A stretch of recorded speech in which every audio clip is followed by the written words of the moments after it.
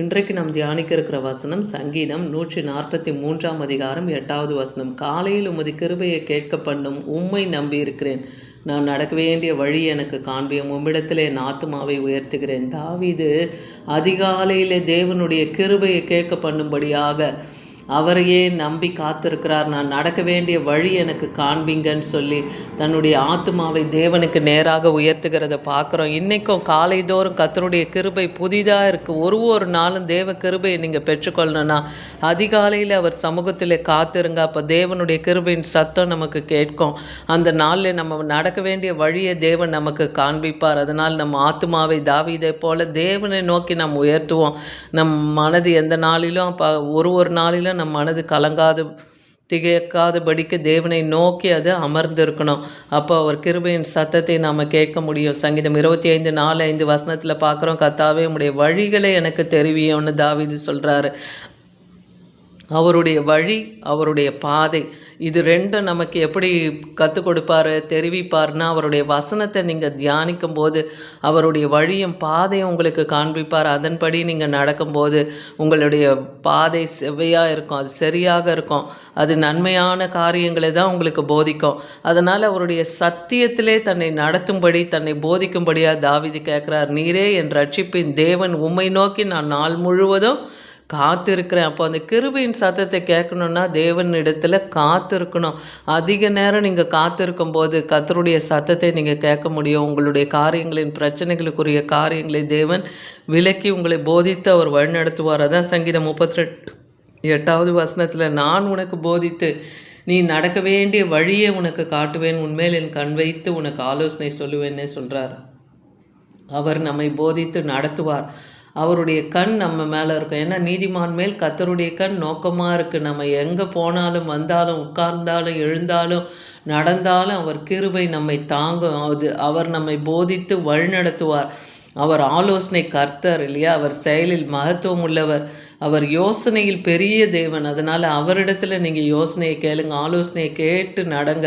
அந்தந்த நாளுக்குரிய காரியங்கள், அந்தந்த நாளுக்குரிய பாடம் அவைகளுக்குரியதாக இருக்குது. அதனால் ஒன்றுக்கும் நீங்கள் கவலைப்படாமல் உங்களுடைய காரியங்களை எல்லாம் ஜப விண்ணப்பத்தை ஸ்தோத்திரத்தோடு வேண்டுதலோடு தேவனுக்கு தெரியப்படுத்த நீங்கள் கற்றுக்கொள்ளுங்கள். ஏசாயா 48:17 பார்க்குறோம், இஸ்ரவேலின் பரிசுத்தராக இருக்கிற உங்கள் மீட்பராகிய கர்த்தர் சொல்லுகிறது என்ன, உன்னை நான் பிரயோஜனமாக இருக்கிறத உனக்கு நான் போதித்து நீ நடக்க வேண்டிய வழியிலே உன்னை நடத்துவேன்னு சொல்கிறார். பிரயோஜனமான வழியை நமக்கு காண்பிப்பார்.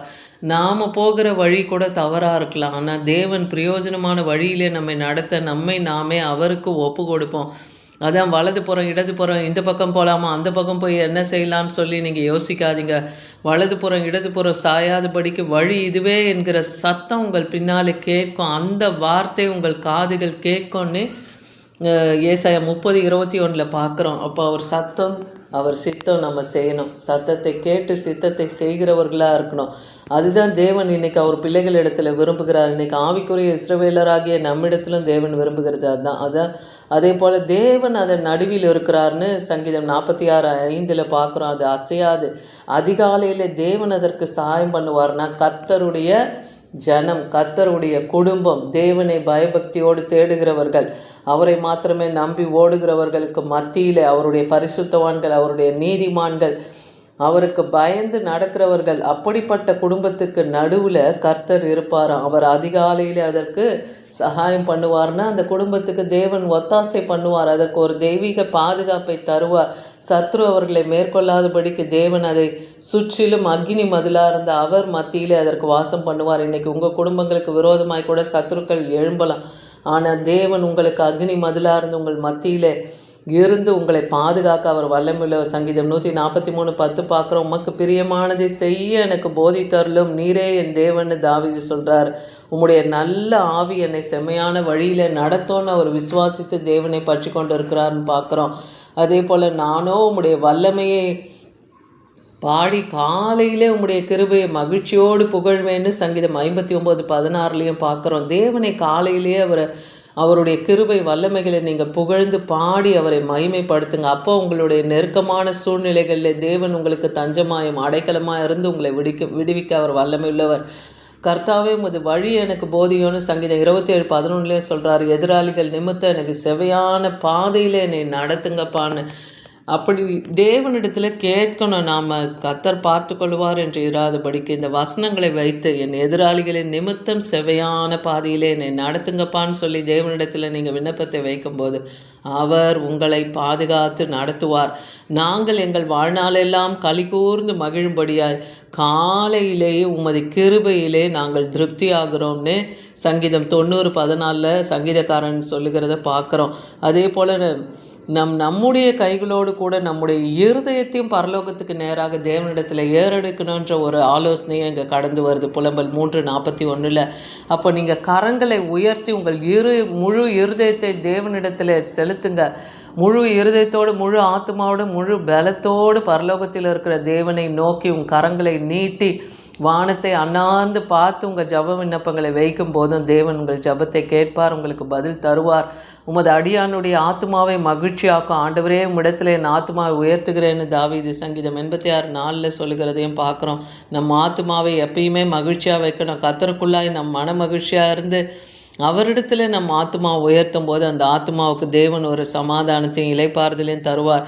எனக்கு உணர்வை தாரும், அப்பொழுது நான் உமது வேதத்தை பற்றி கொண்டேன்னு இங்கே சங்கீதம் 119:34 பார்க்குறோம். இந்த 119ஆம் சங்கீதம் முழுக்கவே நமக்கு கர்த்தர் அவருடைய வசனத்தை கொண்டு நம்மளை போதித்து வழிநடத்துகிறது. உங்களுக்கு என்ன ஆலோசனை வேணும்னாலும் சங்கீதத்தினாலும் கீர்த்தனை பாட்டுகளினாலும் ஞான பாட்டினாலும் ஒருவருக்கொருவர் புத்தி சொல்லுங்கள்னே வேதவசனம் சொல்லுது. அப்போ நீதிமொழிகள், பிரசங்கி, சங்கீதம் இது எல்லாத்தையும் நீங்கள் படித்து அதில் வர ஆலோசனையின்படி நீங்கள் கேட்டு நடங்க. முழு இருதயத்தோடு அதை கை கொண்டு நடக்கும்போது தேவன் உங்களுக்கு சமாதானத்தை கட்டளையிடுவார்.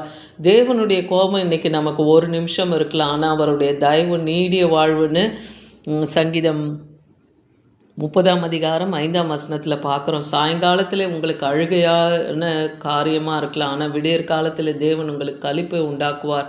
அவர் வசனத்தின் மூலமாக இது உங்களுக்கு தெரியப்பட்டுகிறார். அதனால் அவரிடத்துல உங்கள் ஆத்மாவை உயர்த்துங்க. சங்கீதம் 25:1-2 வசனத்திலையும் அதான் சொல்லப்படுது.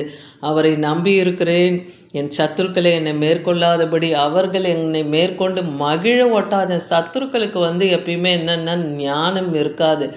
அவங்க பரியாசக்காரர்களாக தான் இருப்பாங்க. அப்போ அவங்க என்ன பண்ணுவாங்க, கர்த்தருடைய பிள்ளைகளுக்கு விரோதமாய் நடக்கும்போது அவங்க களி கூர்ந்து கொண்டே அதை செய்வாங்கன்னே வேதவசனம் இருக்குது. ஆனால் சத்துருக்களை தன்னை மேற்கொள்ளவும் அவங்க மகிழ ஒட்டாதையோன்னு சொல்லி தாவீது ஞானமாய் தேவனிடத்தில் இந்த விண்ணப்பத்தை வைக்கிறாரு. அதுபோல் இன்றைக்கி உங்களுக்கு எதிராளியான பிசாசானவன் இன்றைக்கி மனுஷருக்குள்ளாய் அப்படிப்பட்ட எண்ணங்களை விதைத்து இருந்தால் அந்த பிசாசை அவர்களுக்குள்ளாய் கிரியை செய்கிற அந்த பிசாசை நீங்கள் இயேசுவின் நாமத்தில் ஆட்டுக்குட்டியானவர் இரத்தத்தில் கடிந்து அவைகளை நீங்கள் அப்புறப்படுத்தியும் அந்த கிரியைகளை நீங்கள் மூடி போட்டு ஜெபிக்க கற்றுக்கொள்ளுங்க. கர்த்தாவே என் சத்துருக்களின் நிமித்தம் என்னை உம்முடைய நீதியிலே நடத்தி நீங்கள் தாவீது சங்கீதம் 5:8 சொல்கிறார், எனக்கு முன்பாக உம்முடைய வழியை செவ்வைப்படுத்துங்கப்பான்னு. அப்போ அவருடைய வழி எப்பயுமே கர்த்தருடைய வழி நீதியான வழி இல்லையா, அது நேர்மையான வழி, அது சத்திய வழி. அந்தபடி நம்மளை நடத்த அவர் வல்லமையுள்ளவர். அதனால் கர்த்தர் பகற்காலத்திலேயே தமது கிருபையை கட்டளையிடுறாராம். காலத்திலே அவரை பாடும் பாட்டு என் வாயில் இருக்குன்னு தாவீது சொல்கிறார். தேவனை எக்காலத்திலும் அவர் சோத்தரித்தார். வனாந்தரத்திலே அவர் சத்துருக்கள் அவரெல்லாம் துரத்தும் போது அவர் குகையிலும் கெபியிலும் காடுகளிலும் அலைந்து திரியும் போதெல்லாம் இரவு நேரத்தில் கூட தேவனை அவர் புகழ்ந்து பாடி மகிமைப்படுத்துகிறார். அப்போ அவர் வாயிலே தேவனை பாடும் பாட்டு இருந்தது.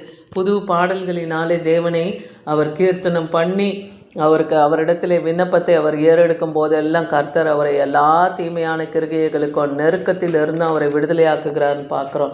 இன்றைக்கும் நீங்களும் கர்த்தருடைய கிருபையை காலையில் அதிகாலையில் தேடி அதை பெற்றுக்கொள்ளுங்கள். நீங்கள் நடக்க வேண்டிய வழி அன்னைக்கு உங்களுக்கு கர்த்தர் போதித்து உங்களை நடத்துவார். அதனால் உங்கள் ஆத்மாவை கர்த்தருக்கு நேராக உயர்த்துங்க.